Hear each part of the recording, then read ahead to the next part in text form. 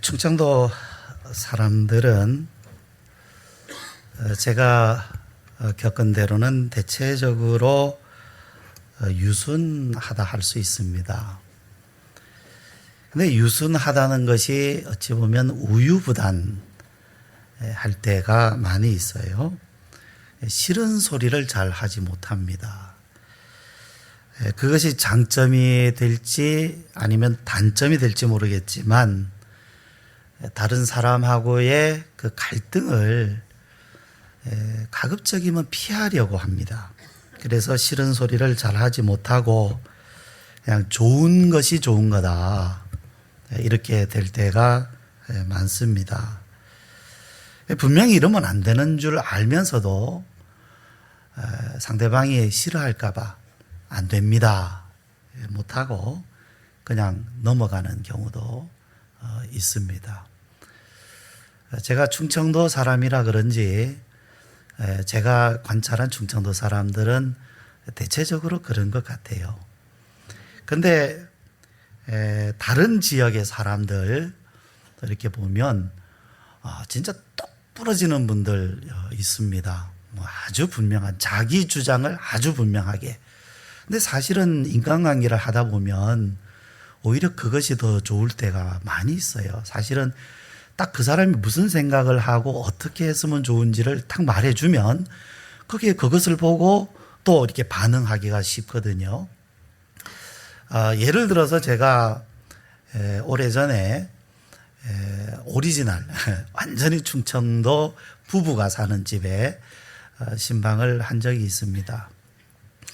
근데 신방을 한 적이 있는데 점심 때 갔어요. 그 점심 같이 먹고 예배 드리고 이제 나오려고 하니까 아유 벌써 가시느냐고 좀 놀다 가시라고.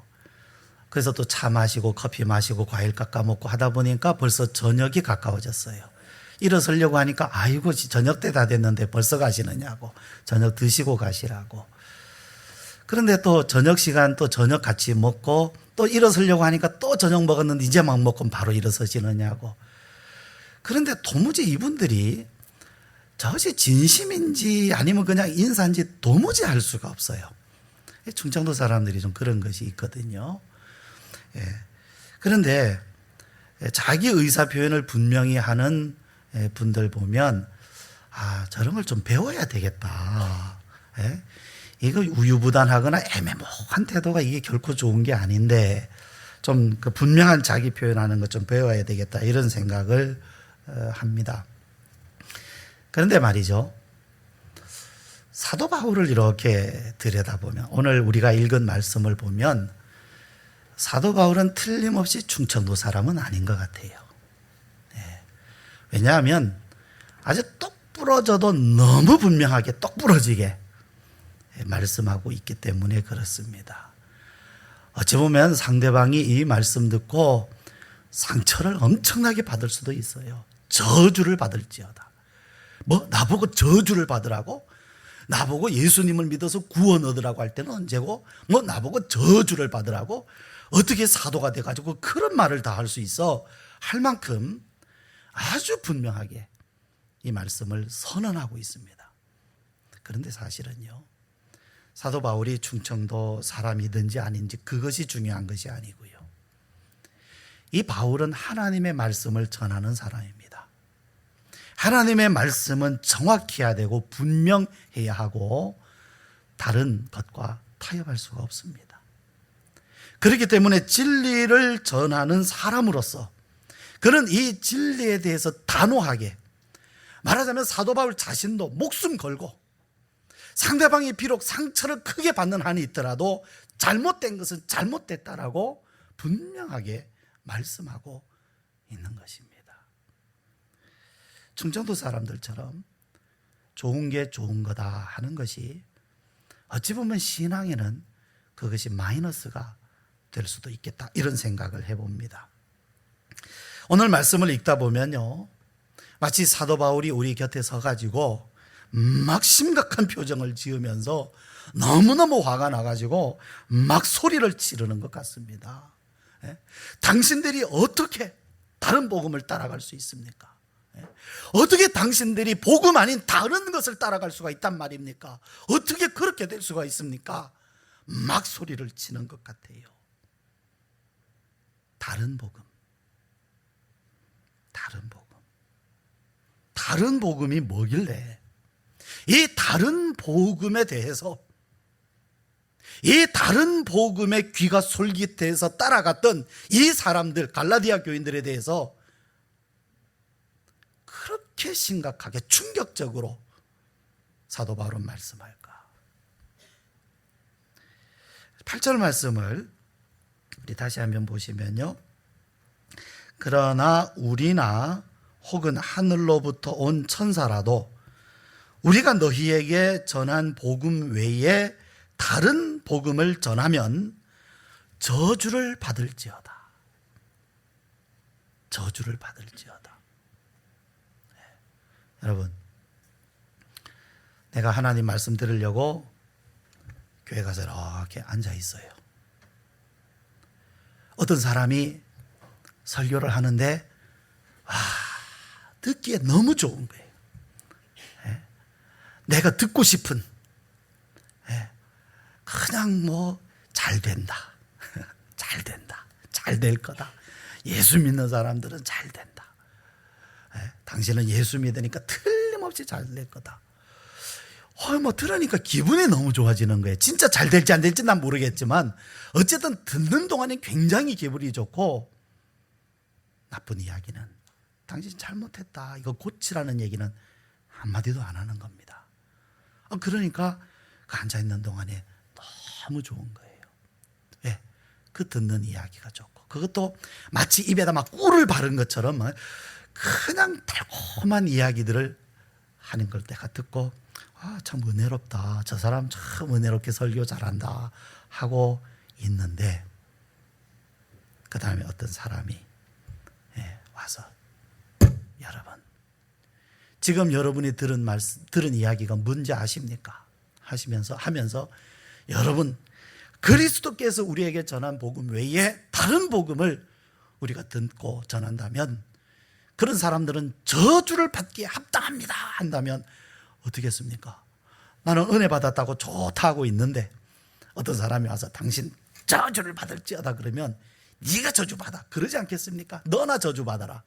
나는 오늘 말씀 듣고 은혜롭고 너무 좋은데 당신 왜 나보고 저주받으라 하냐, 왜 교회 와가지고 내가 저주받으란 말을 들어야 되느냐 하고 막 불만 생기고 오히려 그 사람에게 공격을 하지 않겠습니까?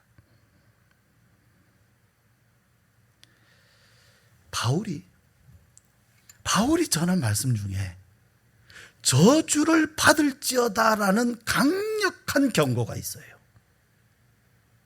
하나님의 말씀, 은혜로운 말씀, 위로와 평안을 전하는 하나님의 말씀 중에, 그 말씀 중에 너희가 저주를 받을지어다 하는 강력한 경고의 말씀이 있습니다.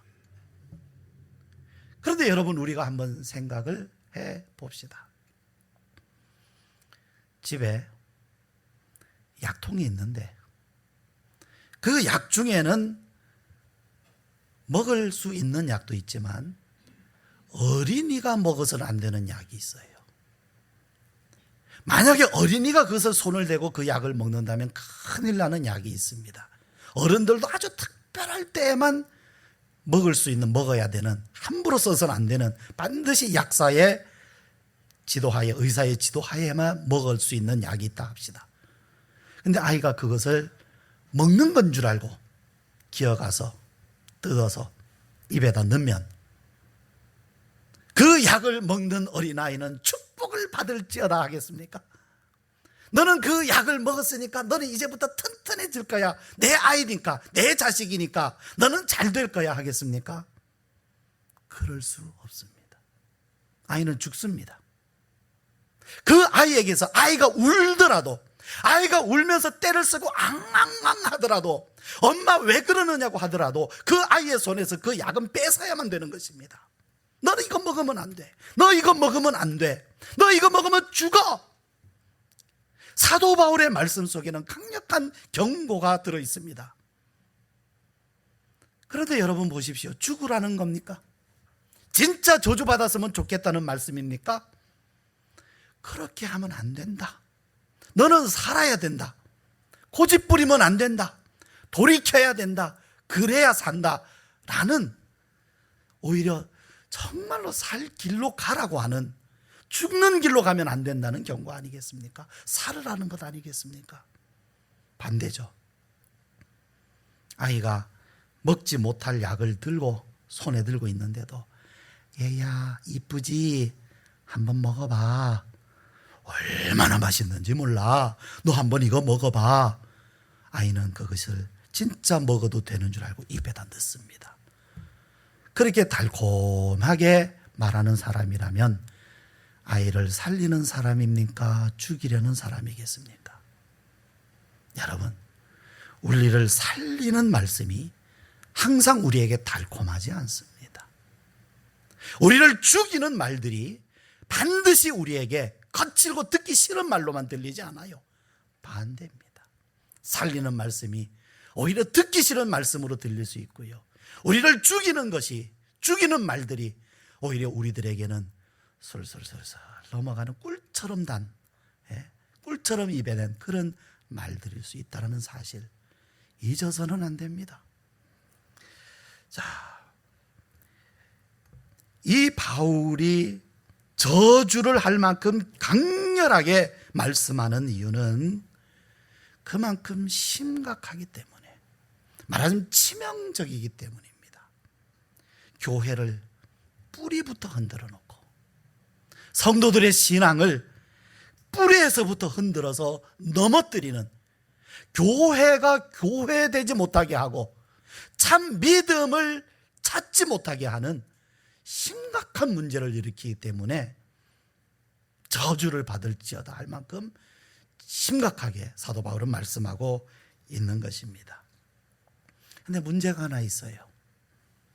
듣는 사람이 심각하게 말하면, 말하는 사람이 심각하게 말하면 듣는 사람도 그게 심각한 줄 알아야 되잖아요. 그렇죠? 문제는 바로 그것 아닙니까? 말하는 사람이 그렇게 중요하게, 그렇게 심각하게 말한다면 듣는 사람도 그렇게 알아들어야 되는 것 아닙니까? 그런데 그렇게 알아듣지 못하면요, 들을 때에는 예. 그러나 지나면 언제 들었느냐 하고 말아요. 진정 하나님의 복음이 무엇인지, 참된 복음이 무엇인지 아는 사람이라면 잠시 유혹을 받을 수 있었을 것입니다. 잠시 유혹을 받아서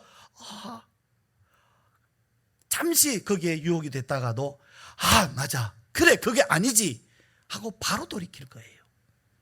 그러나 참된 복음을 모르는 사람이라고 하면 뭐가 뭔지, 도대체 뭐가 맞다는 건지, 뭐가 틀리다는 건지, 바울은 왜 저렇게 입에 거풀 물고 저렇게 말해?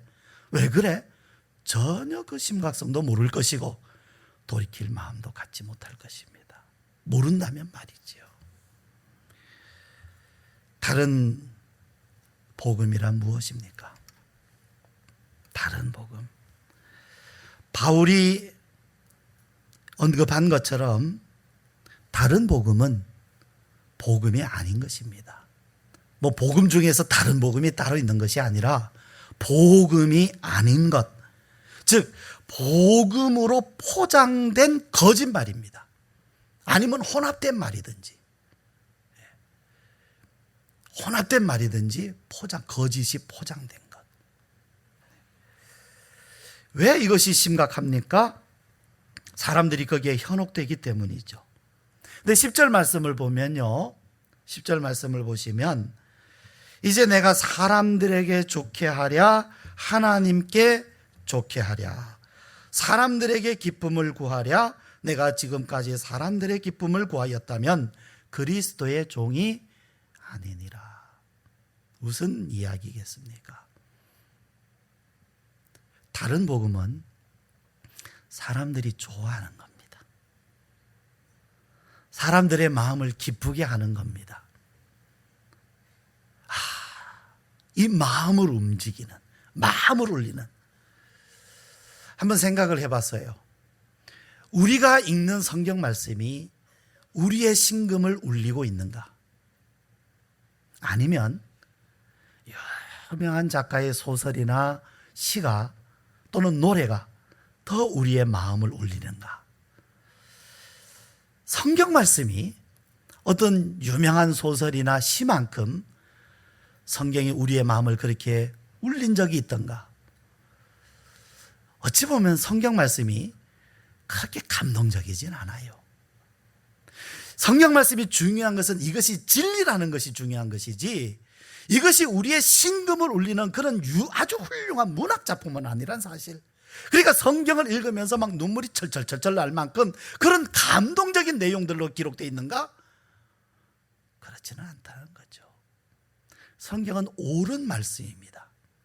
그런데 그 옳은 말씀을 알아듣는 사람들에게는 심금을 울리는 말씀이겠지만, 모든 사람, 즉 옳은 것을 분별할 줄 모르는 사람들에게도 심금을 울리는 말씀이 되지는 않아요. 다윗 같은 이는 꿀과 송이꿀보다 더 달도다, 그렇게 말씀했습니다만, 모든 사람이 읽을 때 이것이 꿀과 송이꿀처럼 느껴지지는 않습니다. 그런데 다른 복음은 어때요? 누가 들어도 참 좋은 이야기, 듣기 좋은 이야기, 기쁜 이야기, 즐거운 이야기들입니다. 그런데 문제가 있죠. 이 다른 복음을 따라가면 그 결과는 참혹합니다. 왜 다른 복음을 따라가서는 안 되느냐 하면, 문제는 여러분, 썩은 씨앗은 싹도 나지 않을 뿐 아니라 열매를 거두질 못합니다. 왜? 썩었기 때문에, 죽었기 때문에. 씨앗은 그럴듯하지만 그 씨앗 아무리 심어봐야 싹 안 납니다. 그 쭉정이에요. 쭉정이는 싹을 내지 못합니다. 거짓 복음은 들을 때는 그럴듯하지만 10년 20년 아무리 시간을 보내도 거기에서는 싹이 나지를 않아요. 믿음이 자라나고 열매를 거둔다는 것은 언감생심, 꿈도 못 꿀 일입니다. 그리고 그 결과는 모든 쭉정이들이 들어가는 불과 유황불에 들어가 버리고 말기 때문에 그 결과는 너무나 참혹합니다. 그 결과가 너무나 참혹하기 때문에 그 길로 가서는 안 되기 때문에 사도 바울은 저주라는 표현을 쓰면서까지 강력하게 말씀하고 있는 것입니다. 그러면 복음이란 무엇입니까?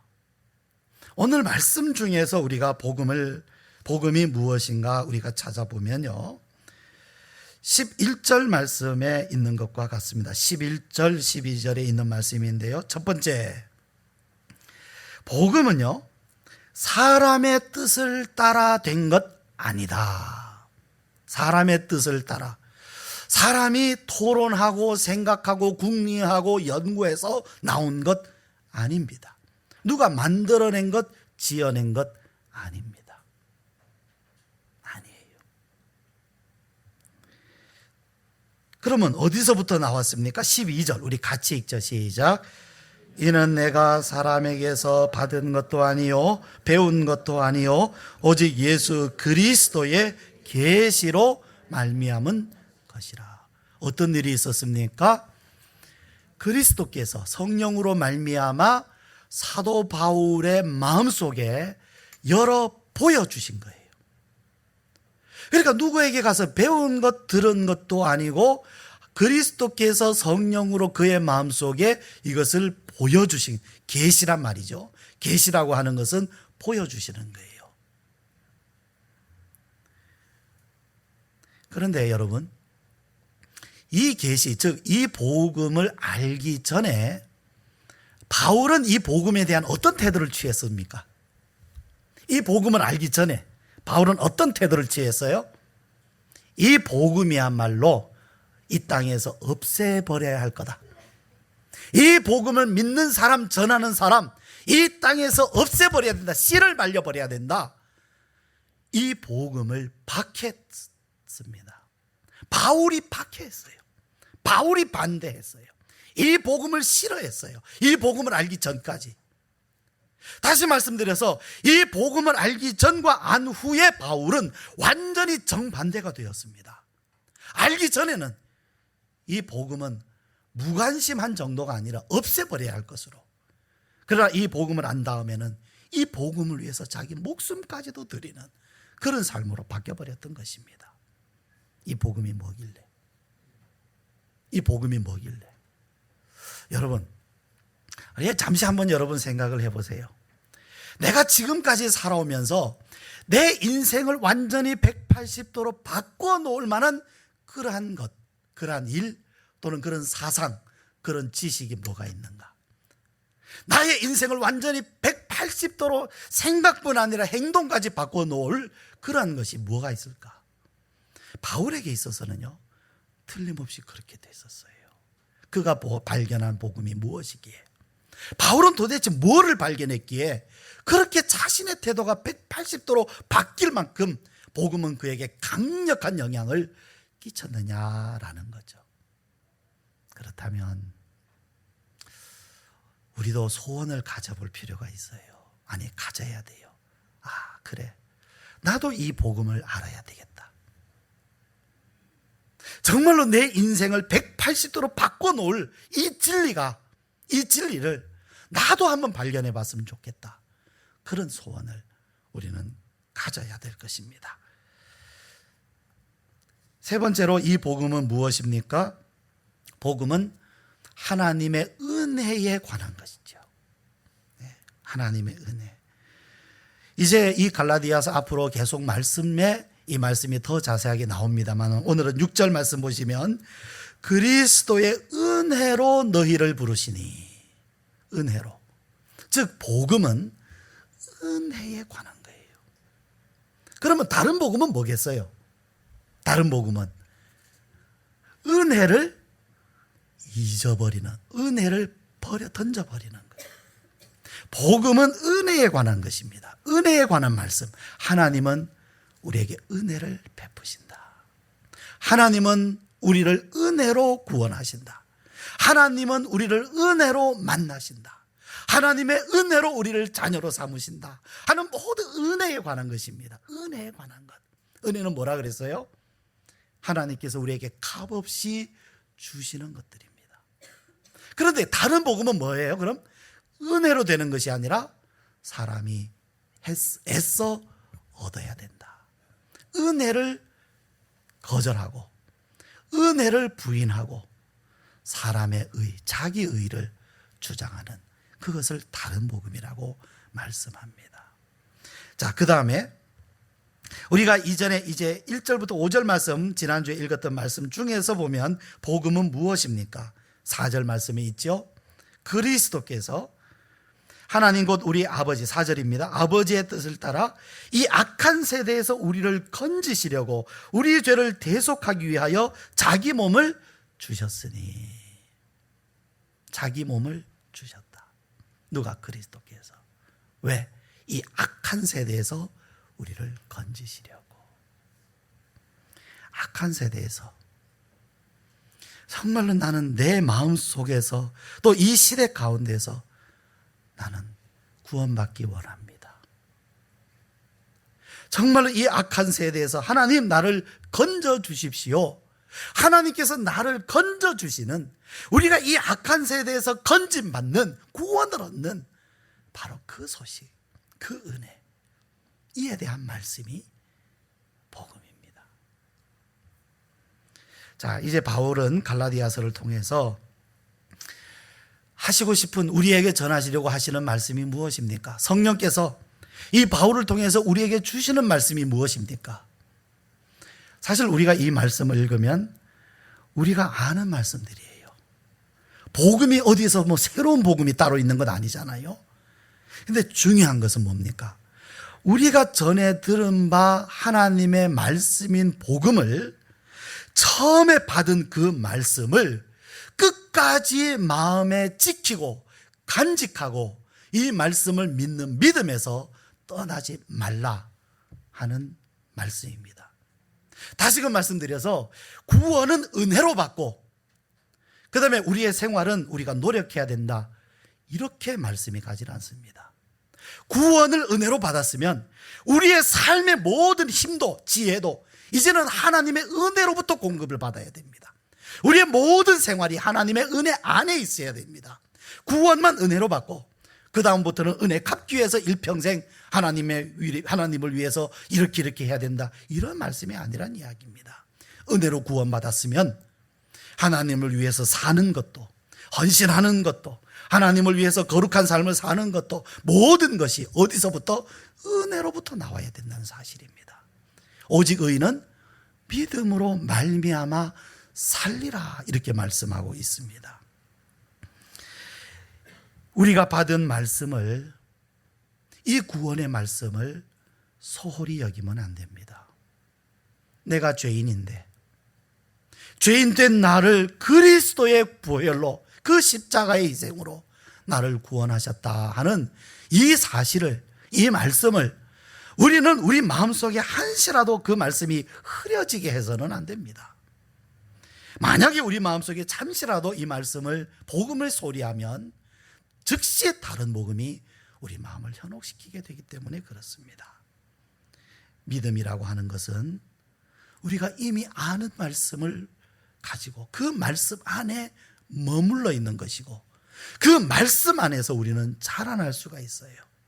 우리가 이미 아는 말씀인데 그 말씀을 붙들고 끝까지 그 말씀을 간직하고 그 말씀을 믿고 의지해 나갈 때에 비로소 우리의 믿음은 싹이 나고 자라나고 열매를 맺을 수 있게 되는 것입니다. 다른 복음은 없습니다. 여러분, 복음을 들으셨습니까? 복음을 알고 계십니까? 여러분이 알고 계신 복음, 어디에서 다른 새로운 이야기를 듣고자 하는 것이 아닙니다.